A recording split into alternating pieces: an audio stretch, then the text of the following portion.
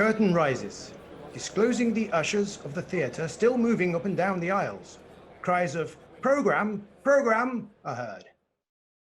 There is a bustle of brilliant conversation, illuminated with flashes of opera glasses and the rattle of expensive jewellery. Then suddenly, almost unexpectedly, in fact, just as if done, as it were, by machinery, the lights all over the theatre, except on the stage, are extinguished. Absolute silence falls. Here and there is heard the crackle of a shirt front, but there is no other sound. In this expectant hush, a man in a check tweed suit walks on the stage. Only one man, one single man. Because if he had been accompanied by a chorus, that would have been a burlesque. If 4 citizens in togas had been with him, that would have been Shakespeare. If 2 Russian soldiers had walked after him, that would have been melodrama. But this is none of these. This is a problem play. So he steps in alone, all alone, and with that absolute finish of step, that ability to walk as if, how can one express it? As if he were walking, that betrays the finished actor. He has, in fact, barely had time to lay down his silk hat when he is completely betrayed. You can see that he is a finished actor, finished about 15 years ago. He lays the hat, hollow side up, on the silk hat table on the stage right center, bearing northeast, a half a point west from the red mica fire on the stage, which warms the theatre. All this is done very, very quietly, very impressively. No one in the theatre has ever seen a man lay a silk hat on a table before, and so there is a breathless hush. Then he takes off his gloves, one by one, not 2 or 3 at a time, and lays them in his hat.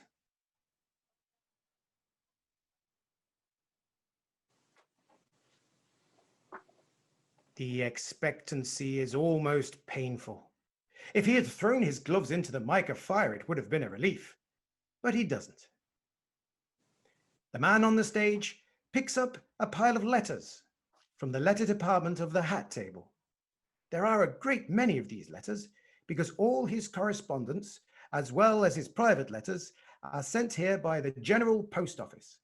Getting his letters in this way at night, he is able to read them like lightning. Some of them he merely holds upside down for a fraction of a second. Then, at last, he speaks. It has become absolutely necessary, or he wouldn't do it.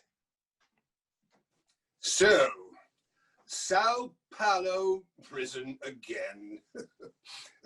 Rio Tinto down again. More anxious. Better sell for £500,000 sterling. Did you hear that? £500,000 sterling, and he takes it just as quietly as that. And it isn't really in the play either. Sao Paulo and Rio Tinto just come in to let you know the sort of man you're dealing with. Lady Garthorne, dinner Thursday the 9th. Lunch with the ambassador Friday the 10th. And mind you, even this is just patter. The ambassador doesn't come into the play either. He and Lady Gathorne are just put in to let the people in the cheaper seats know the kind of thing they're up against. Then the man steps across the stage and presses a button. A bell rings. Even before it has finished ringing, nay, just before it begins to ring, a valet enters. Did you ring, Sir John? You can tell he is a valet because he is dressed in the usual home dress stage of a stage valet. There is a rustle of programs all over the house. You can hear a buzz of voices say, "He's Sir John Trevor." They're all onto him. When the valet says, "Did you ring, Sir John?" he ought to answer, "No, I merely knocked the bell over to see how it would sound." But he misses it and doesn't say it. Has her ladyship come home? Yes, Sir John. Has anyone else been here? Mr. Harding, Sir John. Anyone else? No. Sir John. Very good. The valet bows and goes out, and everybody in the theatre, or at least everybody in the seats worth over $1, knows that there's something strange in the relations of Lady Cicely Trevor and Mr. Harding. You notice, Mr. Harding was there, and no one else was there. That's enough in a problem play. The double door at the back of the stage, used only by the principal characters, is opened, and Lady Cicely Trevor enters. She is young and very beautiful, and wears a droopy hat and long, slinky clothes, which she drags across the stage. She throws down her feather hat and her crepe de what-do-you-call-it boa on the boa stand. Later on, the valet comes in and gathers them up. He is always gathering up things like this on the stage. Hats and boas and walking sticks thrown away by the actors, but nobody notices him. They are his perquisites. Sir John says to Lady Cicely, Shall I ring for tea? and Lady Cicely says, Thanks. No. in a weary tone. This shows that they are the kind of people who can have tea at any time. All through a problem play, it is understood that any of the characters may ring for tea and get it. Tea in a problem play is the same as whiskey in a melodrama. Then there ensues a dialogue to this effect. Sir John asks Lady Cicely if she has been out. He might almost have guessed it from her coming in a hat and cloak, but Sir John is an English baronet. Lady Cicely says, Yes, the usual round. and distributes a few details about duchesses and princesses for the general good of the audience. Are you going out? Yes, immediately. To the house, I suppose. This is very impressive. It doesn't mean, as you might think, the workhouse or the White House or the station house or the Bon Marché. It is the name given by people of Lady Cicely's class to the House of Commons. Yes, I am extremely sorry. I had hoped I might ask to go with you to the opera. I fear it is impossible. The ministers have brought down the papers, the Kafunistan business. The House will probably divide into subcommittees. Oh, Gatherson will ask a question. Oh, that must be stopped at all cost. The fate of the party hangs on it. Sir John has risen. His manner has changed. His look is altered. You can see him alter it. It is now that of a statesman. The technical details given above have gone to his head. He can't stop. He goes on. They will force a closure on the second reading, go into committee, redivide, subdivide, and force us to bring down the estimates. While Sir John speaks, Lady Cicely's manner has been that of utter weariness. She has picked up the London Times and thrown it aside. Taken up a copy of Punch and let it fall with a thud to the floor. Looked idly at a piece of music and decided, evidently, not to sing it. Sir John runs out of technical terms and stops. The dialogue has clearly brought out the following points.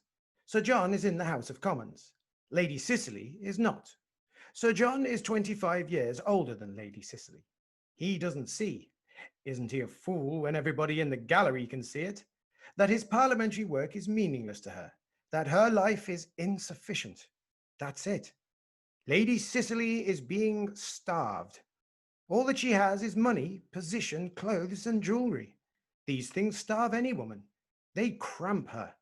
That's what makes problem plays. Are you taking Mr. Harding with you? Why? Nothing. I thought I might ask him to take me to the opera. Puffy is to sing. Oh, do, pray do. Take Harding with you by all means. Poor boy, do take him with you. You know, Cicely, I've been rather troubled lately by Harding. There's something the matter with the boy. something wrong. Yes? He seems abstracted, moody. I think, in fact, I think the boy is in love. Yes? Oh, take the word of an old man, my dear. There's a woman in it. We old parliamentary hands are very shrewd, you know, even in these things. Someone's playing the devil with Jack, with Harding. Sir John cannot see the change in Lady Cicely's face. He is not meant to see it, but even the little girls in the 10th row of the gallery are wise. Talk to him. Get it out of him. You women can do these things. Find out what the trouble is and let me know. I must help him. I promised his mother when he came back to England, that I would. You knew Mr. Harding's mother very well? Very well. That was long ago, wasn't it? Long ago. Was she married then? No, not then. Here in London? Yes, in London. I was only a barrister then, with my way to make, and she, famous beauty. Sir John is speaking with a forced levity that doesn't deceive even the ushers. She married Harding of the Guards. They went to India. And there he spent her fortune and broke her heart. Have you seen her since? No, never. She has never written you? Only once. When she sent him home, she wrote to me for help. That's why I took him on as my secretary. And that was why Mr. Harding came to us in Italy 2 years ago, just after our marriage. Yes, that is why. Does Mr. Harding know What? that you knew his mother? I have never spoken to him about his mother's early life. The stage clock on the mantelpiece begins to strike. Sir John lets it strike up to 4 or 5 and then says, 8 o'clock. I shall be late. I will miss the sitting. Goodbye. He moves over to Lady Cicely and kisses her. There is softness in his manner. Such softness that he forgets the bundle of parliamentary papers that he had laid down. Everybody in the theatre can see that he has forgotten them. They were right there under his very eye. Sir John goes out. Lady Cicely stands looking fixedly at the fire. She says out loud to herself, How his voice changed. 25 years ago. So long as that. I wonder if Jack knows. Mr. Harding is downstairs, milady. Show him up, Ransom. A moment later, Mr. Harding enters. He is a narrow young man in a frock coat. His face is weak. It has to be. Mr. Harding is meant to typify weakness. My darling. She says, just like that, in capital letters. You can feel the thrill of it run through the orchestra chairs.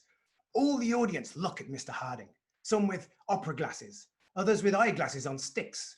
They can see that he is just the sort of ineffectual young man that a starved woman in a problem play goes mad over. Lady Cicely repeats, my darling, several times. Mr. Harding says, hush, and tries to disengage himself. She won't let him. He offers to ring for tea. She won't have any. Oh, Jack, I can't go on any longer.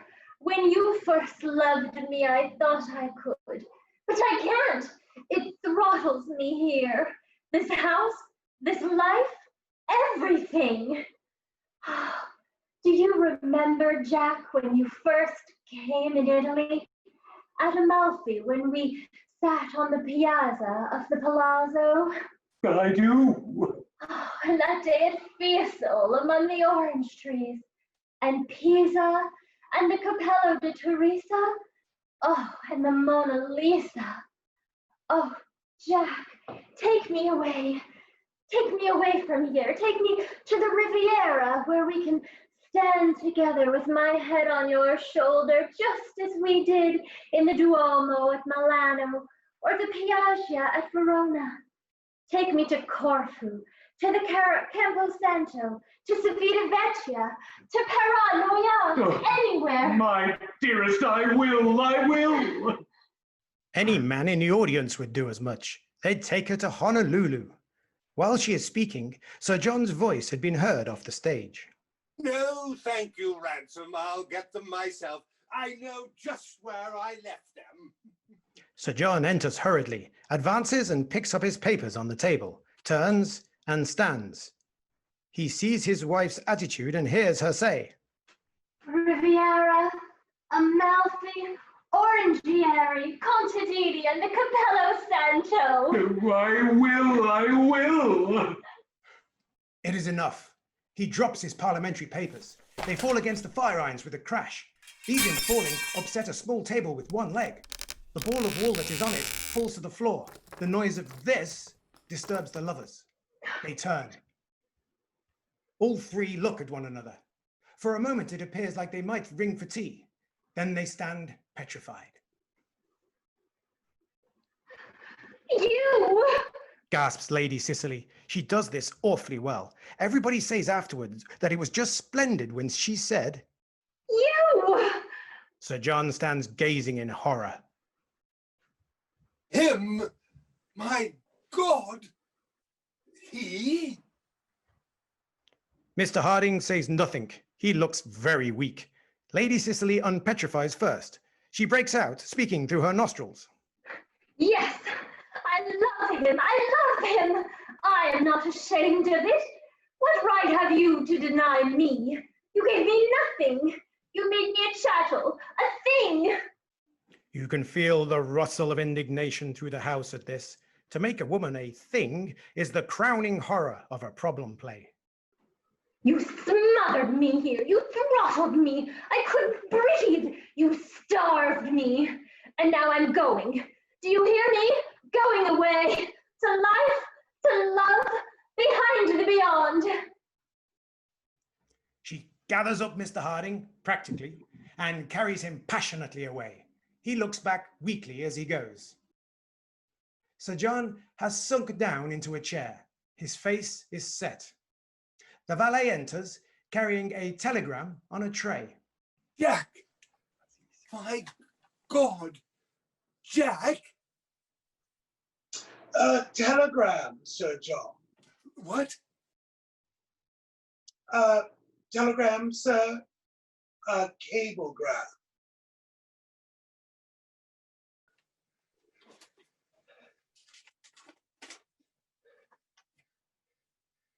He is dead. My duty has ended. I am coming home. Margaret Harding. Margaret coming home. It only needed that. My God. As he says it, the curtain falls. The lights flick up. There is a great burst of applause. The curtain rises. Lady Cicely and Mr. Harding and Sir John all come out and bow charmingly. There is no trace of worry on their faces, and they hold one another's hands. Then the curtain falls, and the orchestra breaks out into a Winter Garden waltz. The boxes buzz with discussion. Some of the people think that Lady Cicely is right in claiming the right to realize herself. Others think that before realizing herself, she should have developed herself. Others ask indignantly how she could know herself if her husband refused to let her be herself. But everybody feels that the subject is a delicious one. Those of the people who have seen the play before very kindly explain how it ends, so as to help the rest to enjoy it. But the more serious-minded of the men have risen, very gently, and are sneaking up the aisles. Their expression is stamped with deep thought as if pondering over the play. But their step is that of leopards on the march, and no one is deceived as to their purpose. The music continues. The discussion goes on. The leopards come stealing back. The orchestra boils over in a cadence and stops. The theatre is darkened again. The footlights come on with a flash. The curtain silently lifts, and it is Act 2, 6 months later. The programs rustle. The people look to see where it is, and they find that it is an apartment in Paris. Notice this place that is used in every problem play is just called an apartment. It is not called Mr. Harding's apartment or an apartment for which Mr. Harding pays the rent. Not a bit. It is just an apartment. Even if it were a apartment, that would make it easier, but an apartment. The very words send a delicious shiver of uncomfortableness through the audience. When the curtain rises, it discloses a French maid moving about the stage in $4 silk stockings. She is setting things on a small table, evidently for supper. She explains this in French as she does it, so as to make it clearer. Bon, la serviette de monsieur, bon. La serviette de madame, bien. Du champagne, bon. La gousse aux champignons, bien bon. This is all the French she knows, poor little thing. But langouste or champignon beats the audience, so she's all right. Anyway, this supper scene has to come in. It is symbolical. You can't really show Almaty and the Fiesole and the orange trees, so this sort of scene takes their place. As the maid moves about, there is a loud knock on the door of the apartment. A man in official clothing sticks his head in. He is clearly a postal special messenger because he is all in postal attire with a postal glazed hat. Monsieur Harding. Oui, Bon. Une lettre.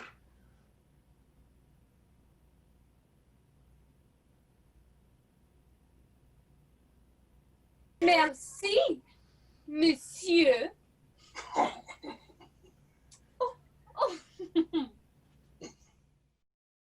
He goes out. The audience feel a thrill of pride at having learned French and being able to follow the intense realism of the dialogue.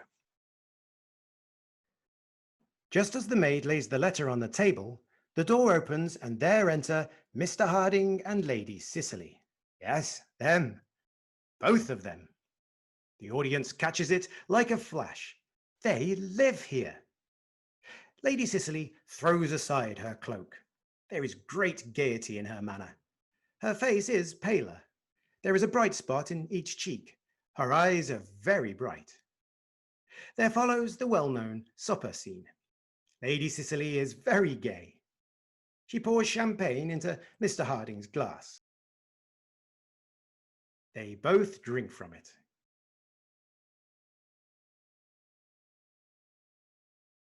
She asks him if he is a happy boy now. He says he is. She runs her fingers through his hair. He kisses her on the bare shoulder. This is also symbolic. Lady Cicely rattles on about Amalfi and Fiesole. She asks Mr. Harding if he remembers that night in the olive trees at Santa Clara, with just one thrush singing in the night sky. He says he does. He remembers the very thrush. You can see from the talk that they have been all over Baedeker's Guide to the Adriatic. At times, Lady Cicely's animation breaks. She falls into a fit of coughing and presses her hand to her side. Mr. Harding looks at her apprehensively. Oh, Jack, it is nothing, silly boy. It will be gone in a moment. It is only because I am so happy. Jack, I can't stand it any longer. It is choking me. My darling, what is it? This apartment, these pictures, the French maid, all of it. It is choking me. Oh, Jack, take me away. Take me somewhere where it is quiet. Take me to the great solemn hills of the fjords. Then suddenly Mr. Harding sees the letter in its light blue envelope lying on the supper table. It has been lying right beside him for 10 minutes. Everybody in the theatre could see it and was getting uncomfortable about it.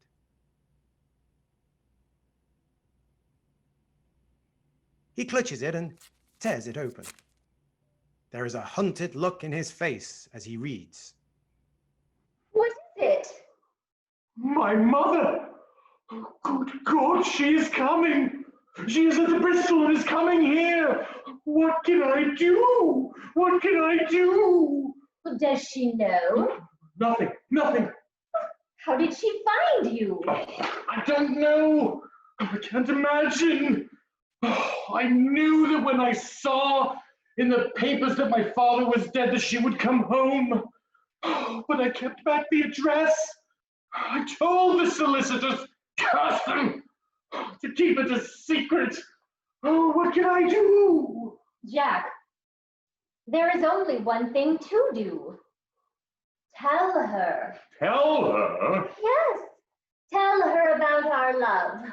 I'm not ashamed. Let her judge me. I tell you, I can't. Oh, she wouldn't understand. The letter is fluttering in his hand. His face is contemptible. He does it splendidly. Hotel Bristol, Paris. My darling boy, I have found you at last. Why have you sought to avoid me? God grant there is nothing wrong. He is dead. The man I taught you to call your father. I can tell you all now. I am coming to you this instant. Margaret Harding. What does it mean, Jack? Tell me, what does it mean? God, Cecily, don't speak like that. But these lines about your father. I don't know. Oh, I don't know what it means. I don't care. I hated him, the brute. I'm glad he's dead. Well, I don't care for that, but she's coming here now, and I can't face it. Jack, did Sir John Trevor ever talk to you about your father? No, he never mentioned him. But did he know him? Well, I think so, yes, long ago. But they were enemies. Sir Trevor challenged him to a duel over some woman, and he wouldn't fight, the cur. I understand now. Listen, there is time yet. You must go to the hotel. Keep your mother from coming here. Tell her nothing, nothing, you understand? Don't let her come here, anything, but not that. Ernestine, a taxi at once. Oh. Ernestine, put my things, anything, into a valise. Madame is going away? Yes, at once. Madame will not first eat? No. Madame will not first rest? The slow comprehension of these French maids is something exasperating. Madame will not await Monsieur? Madame will not eat, nor drink? No? Madame will not sleep? No, Ernestine, please bring me what I want. Summon a fiacre. I shall be ready in a moment. Lady Cicely passes through a side door into an inner room. She is scarcely gone when Mrs. Harding appears. She is a woman about 45, still very beautiful. She is dressed in deep black. The play is now moving very fast. You have to sit tight to follow it all. She speaks to Ernestine. Is this Mr. Harding's apartment? Yes, Madame. Is he here? No, Madame. He has gone this moment in a taxi to the Hotel Bristol, I hear him say. Is anyone here? No, Madame. There were here, but Milady has gone away as well. This is a lie, but of course the maid is a French maid. Then it is true. There is someone. She is just saying this when the bell rings, the door opens, and there enters Sir John Trevor. You, I am too late. after all these years, it is a long time. You have not changed. I have thought of you so often through these bitter years. It sustained me even at the worst. And I knew, John, that it was for my sake you did not marry. Then, as she goes on talking, the audience realize with a thrill that Mrs. Harding does not know that Sir John was married 2 years ago, that she has come home, as she thought, to the man who loved her. And more than that, they get another thrill when they realize Lady Cicely is learning it too. She has pushed the door half open and is standing there unseen, listening. She wears a hat and cloak. In her hand, she has a folded letter. Her eyes are wide. Mrs. Harding continues. And now, John, I want your help. Only you can help me. You are so strong. My Jack, I must save him. Oh, John, this place, his being here like this, it seems a judgment on us. The audience are getting it fast now. And when Mrs. Harding speaks of Our awful moment of folly, the retribution of our own sin. they grasp it and shiver with the luxury of it. After that, when Mrs. Harding says, Our wretched boy, we must save him. they all know why she says our. She goes on more calmly.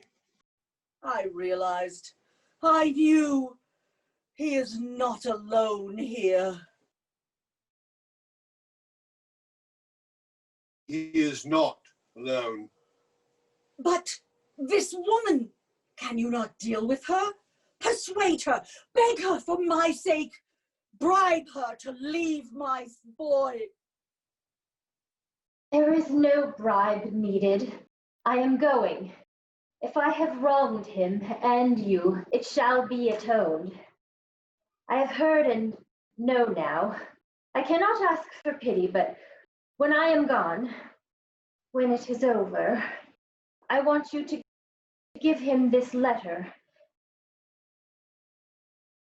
And I want you both to, you too, to be as if I had never lived. He lays the letter down. Then, without a sign, Lady Cicely leaves. There is a great stillness in the house. Mrs. Harding has watched Lady Cicely and Sir John in amazement. Sir John has sunk into a chair. John, for God's sake, this woman, speak. There is something awful I must know. Yes, you must know. It is fate, Margaret. You do not know all. 2 years ago, I married, but this woman, she was my wife. Cicely! Cicely! Am I too late? And you? Where is she? What is happening? I must know. Sir John, as if following a mechanical impulse, indicates the letter. He tears it open and reads. Dearest, I am going away to die. It cannot be long now. The doctor told me today. That was why I couldn't speak or explain it to you and was so strange at supper. But I'm glad now. Goodbye. What have you done? Why have you driven her away? What right did you have to her, you devil? I loved her. She was mine. Jack, you mustn't strike. Can't you understand? Don't you know what it is? What do you mean? Stand back, I say. Jack, he is your father. My God. And then the curtain falls, and there's a burst of applause. And, in accordance with all the best traditions of the stage, 1 moment later, Lady Cicely and Mr. Harding and Sir John and Mrs. Harding are all bowing and smiling like anything. And even the little French maid sneaks on in a corner of the stage and simpers.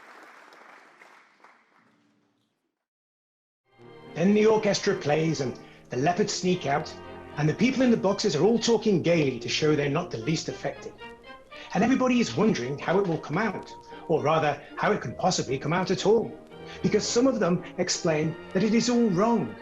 And just as they are making it clear that there shouldn't be any third act, the curtain goes up and it's Act 3, 3 months later. The curtain rises on a drawing room in Mrs. Harding's house in London. Mrs. Harding is sitting at a table.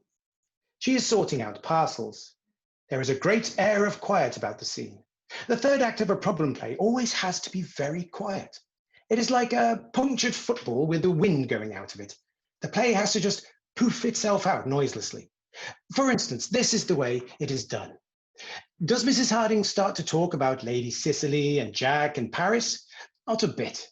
She is simply looking over the parcels and writing names and talking to herself so that the audience can get the names. For the orphans' home, poor little things.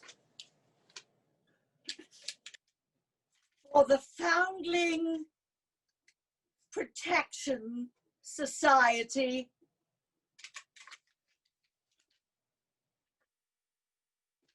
For the Lost Infants Preservation League. Poor, poor children. Now, what is this all about? What has this to do with the play? Why, don't you see that it is the symbol of philanthropy, of gentleness, of melancholy sadness? The storm is over, and there is nothing in Mrs. Harding's heart but pity. Don't you see that she is dressed in deeper black than ever? And do you notice that look on her face? That third act air, that resignation? Don't you see that the play is really all over? They're just letting the wind out of it. Sir John Trevor. My dear, dear friend. She says in rich, sad tones. Sir John is all in black. He is much aged, but very firm and very quiet. You can feel that he's been spending the morning with the Committee of Homeless Newsboys League or among the Directorate of the Lost Waves Encouragement Association. In fact, he begins to talk of these things at once.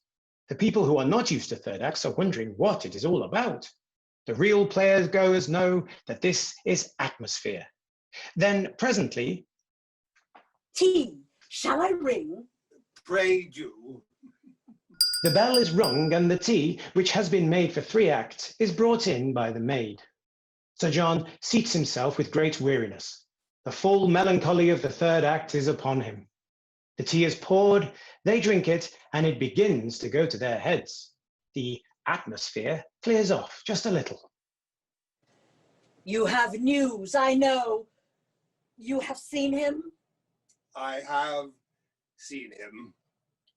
and he is gone. Yes, he has sailed. He went on board last night, only a few hours after my return to London. I saw him off. Poor Jack. Oh, Gaveston has been most kind. They will take him into the embassy at Lima. There, please God, he can begin his life again. The Peruvian ambassador has promised to do all in his power. Sir John sighs deeply and is silent. This to let the fact soak into the audience that Jack has gone to Peru. Any reasonable person would have known it. Where else could he go to? He will do well in Peru. Says Mrs. Harding. She is imitating a woman being very brave. Yes, I pray so. There is silence again. In fact, the whole third act is diluted with 30% of silence. Presently, Mrs. Harding speaks again in a low tone. You have other news, I know. Yes, I have news. Of her?